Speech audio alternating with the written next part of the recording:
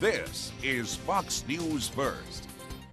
Welcome back. Almost 7:30 now. Did you know there are over 300,000 home structure fires every year, and American households can expect to have 5 home fires in their lifetime? Most of them are accidents, but started by somebody there in the home. So in the spirit of kicking off Fire Prevention Week, we want to talk with Joe Molis, who's an active fireman this morning. He's in Massachusetts. And Joe, of course, nobody wants to experience a fire, but I guess the biggest problem is a lot of people are not prepared in the event something happens, right? Yeah, good morning.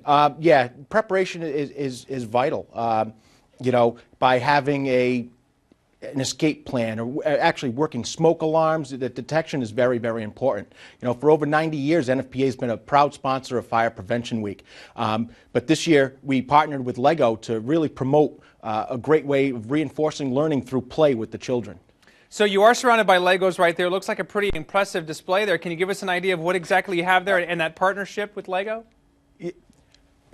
Yeah, oh, absolutely. I mean, this is a very, very impressive cityscape with our Lego heroes. But the most important thought is I know I can't build this at home with my kids. The stuff I build falls apart. Me too. But the concept is very important.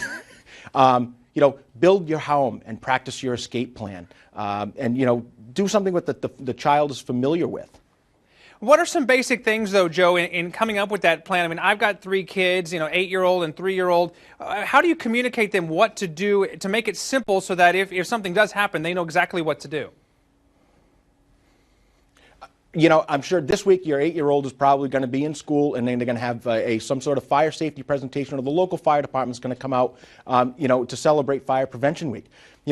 When the child gets home, she may be a little uncomfortable with the topic, talking about a fire. Just the thought of having a fire in their home can be very, very scary.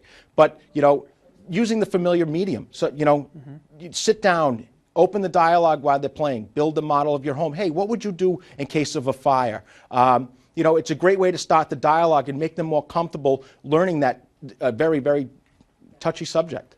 And I know, too, we're scary subject. Definitely. We're getting ready for the time change here in a few weeks. I know that's always an important time to remind people about checking the batteries or changing the batteries in their fire detectors. Smoke alarms are very, very important. Right. Nearly two-thirds of the fire deaths in the country, they either have no working smoke alarms or no smoke alarms at all. So get into the plan of testing them monthly, changing the battery at least annually, if not twice a year. At that daylight savings time is a great time to change out the batteries and the smoke alarms. And Joe, of course, we're starting to get cooler in different parts of the country, here in San Antonio as well. And so what information as it relates to heaters, space heaters, fireplaces, those kinds of things would you like to pass along to our viewers?